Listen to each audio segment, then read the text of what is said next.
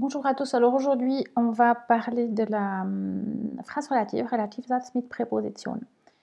J'ai fait une première, donc c'est la deuxième partie de ce thème de Relativsatz, ou pronom relatif, phrase relative. La première vidéo, regardez-la si vous n'êtes pas au clair avec le pronom relatif ou la phrase relative qui ne comporte pas de préposition. Et j'ai fait une première vidéo, donc une base si on veut. Donc juste pour récapituler, la phrase relative par exemple, on dira mag heißt der Student, der hier schon 3 Semester studiert. Donc juste pour récapituler, on sait que der, ça ne peut être qu'un masculin puisque l'antécédent c'est un masculin singulier. Donc der, le pronom relatif sera au masculin et au singulier. Et la fonction, c'est-à-dire le cas qui sera déterminant, enfin la fonction qui va déterminer le cas dans cette phrase relative, on met toujours la virgule évidemment, eh bien va dépendre de la nouvelle phrase. C'est-à-dire qu'ici, c'est le sujet de studiert, donc qui a étudié 3 semestres. Donc comme c'est le sujet, on mettra un nominatif. Donc voilà, si ça c'est pas clair, allez revoir la première vidéo que j'ai faite avec le tableau que j'ai mis, etc.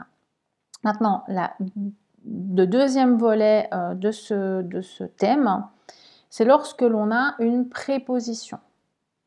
Donc, je vous donne déjà un premier exemple. Je reprends. Mag heißt der Student.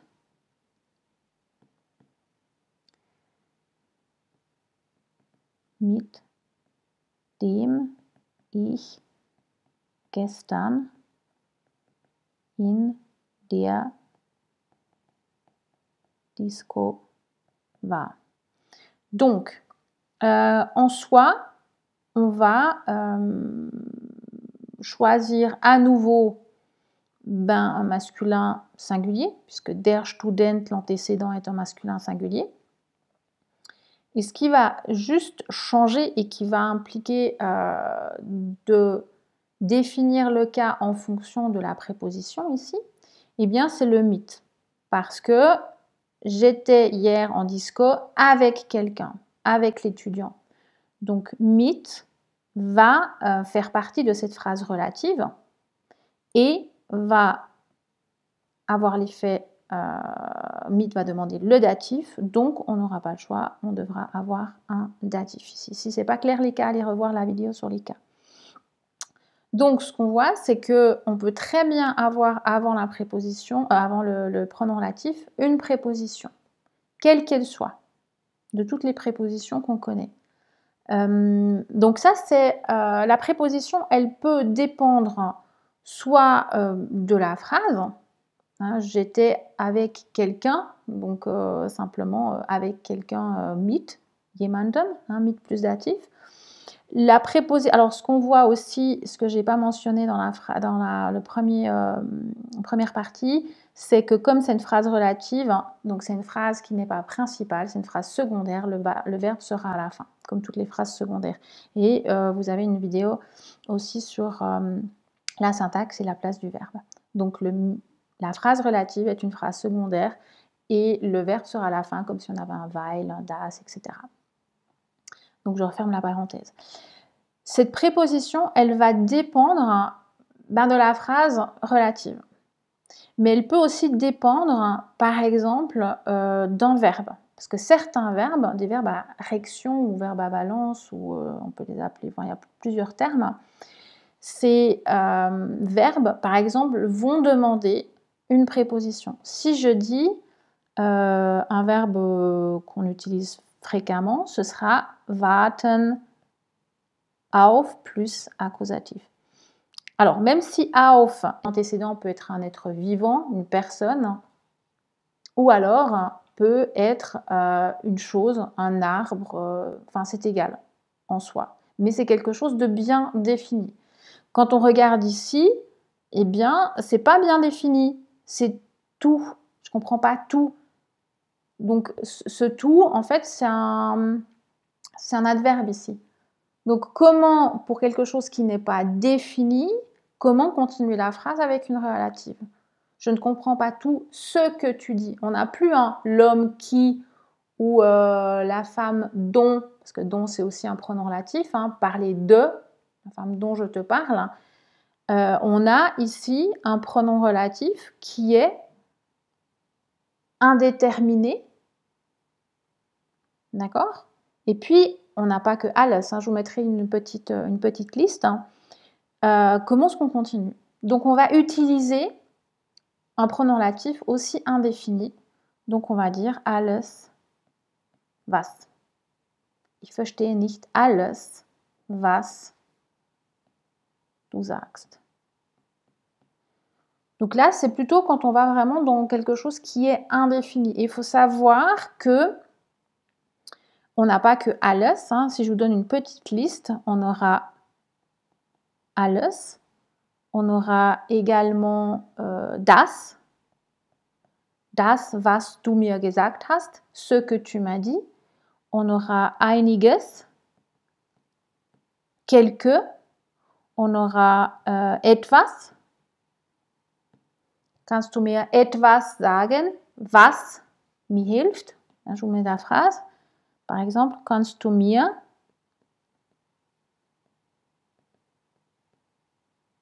etwas sagen, was mir hilft? Par exemple, ce qu'on a vu dans la première vidéo, c'est que quand il y a juste un mot qui est un verbe, en général, on ne le coupe pas de la phrase principale. On va donner on le laisse dans la phrase principale avec le reste de la phrase avant de mettre la virgule, tout en sachant que le was va être en lien avec etwas. D'accord? Donc, etwas sagen, was mir hilft, hein, quelque chose qui m'aide. On aura nichts.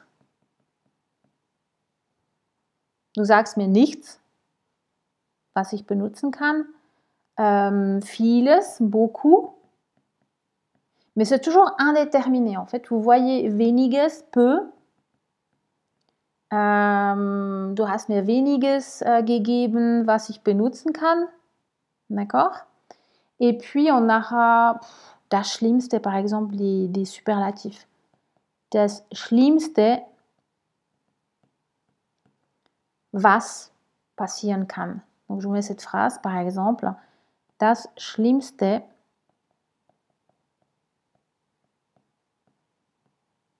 was passieren kann, wäre das.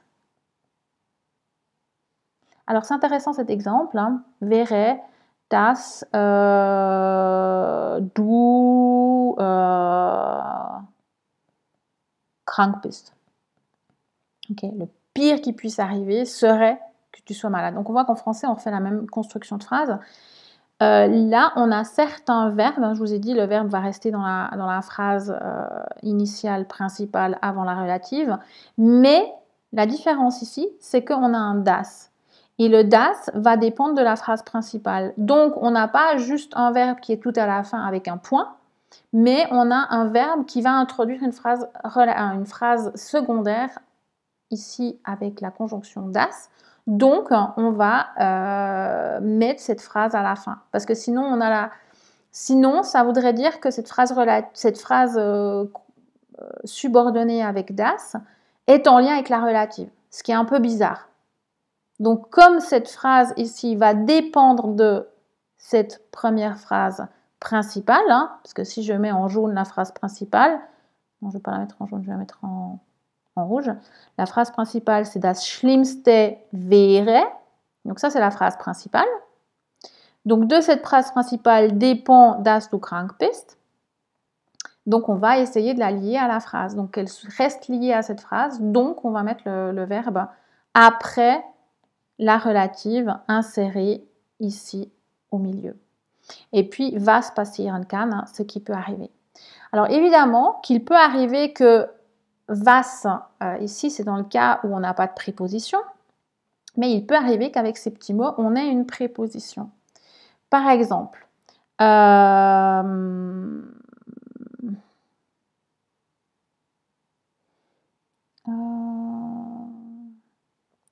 exemple, vieles, sie sich ärgern, haben sie selber provoziert. Ok. Donc, beaucoup de ce pourquoi vous vous énervez, ben, vous l'avez provoqué vous-même. Ärgern, ici, ben, faut regarder le verbe. Ärgern va demander une préposition, sich ärgern über etwas, plus accusatif. Ok? Donc, on sait qu'on aura une préposition über. Sauf que, je vous la mets ici, über plus was, parce qu'on ne peut pas dire vieles über was sie sich ärgern. Ça ne va pas. Le über was va, comment est-ce qu'on peut dire ça? Il va se mettre ensemble, je ne sais pas comment le dire, va créer un petit mot relatif qui lui est complètement indéclinable, parce que c'est quelque chose de... Il n'y a plus de genre, parce que philos n'a pas de genre en soi. Donc, ça devient worüber. Mais worüber, on sait que c'est indéfini, comme philos est indéfini aussi. Donc, comme philos, ce n'est pas un der, die, das, ben worüber, on sait qu'il n'y a pas de genre non plus. Et on sait que quel que soit le cas, c'est-à-dire quelle que soit la fonction de worüber dans la phrase, ça reste worüber, ça ne va pas changer. On n'aura pas un masculin, un féminin, un datif, on n'aura pas tout ça. On aura juste worüber. D'accord? Et puis vieles n'est pas forcément le sujet. C'est ich weiß vieles. Par exemple, ich weiß vieles. Oder ich weiß einiges.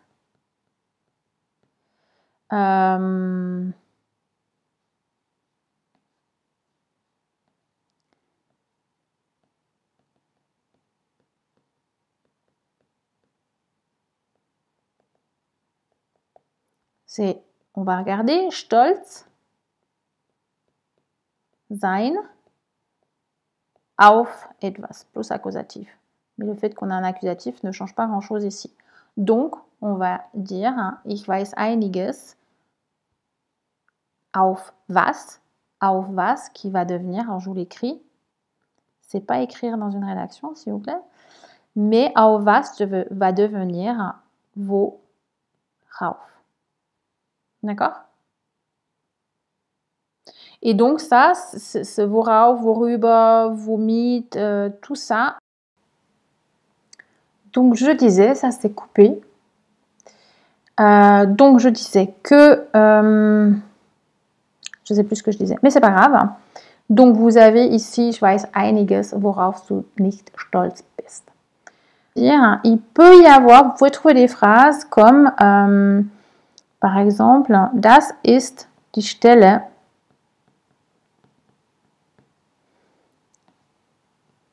wo, par exemple, wo ich den Unfall hatte. C'est l'endroit où, et on le fera, on ne dira pas l'endroit dans lequel, sur lequel, voilà, c'est un endroit, c'est plutôt, si on dit où est-ce que c'était, donc on va utiliser le wo ich den Unfall hatte. Ok? Sinon, c'est tout ce que je voulais vous dire. Il y a bien sûr des choses peut-être plus complexes encore à trouver, mais c'est un peu, voilà, on a fait un peu le tour. Ah, juste pour les pronoms relatifs en lien avec une préposition ici indéterminée, on aura worüber, worauf, parce qu'on a vo avec über, on met un lien qui est R, mais pour mit, par exemple, on va dire vomit. Ou on va dire wodurch. Ouais, on le dit assez peu fréquemment. On va mettre vomit. Il y en a certains avec qui ça ne va pas marcher. Hein. Wo seid, on ne va pas le trouver. Mais womit, worauf, worüber, wovon, par exemple, si je fais juste l'exemple, ich weiß schon,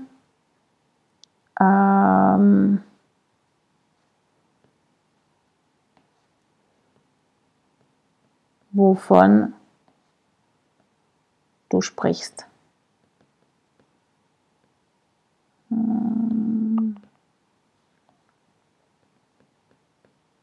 Ok, ich weiß schon, wovon du sprichst. Là, on n'a pas forcément c'est très, donc je sais de quoi tu parles. Hein, le de quoi, ce sera wovon. Dans la phrase principale, on n'a pas forcément de petits mots, mais là, c'est aussi OK. Donc, simplement, sachez que vous pouvez trouver ce type de phrase avec ce woran, womit, wovon, worüber, worauf, etc. OK, donc voilà pour les pronoms relatifs. À bientôt!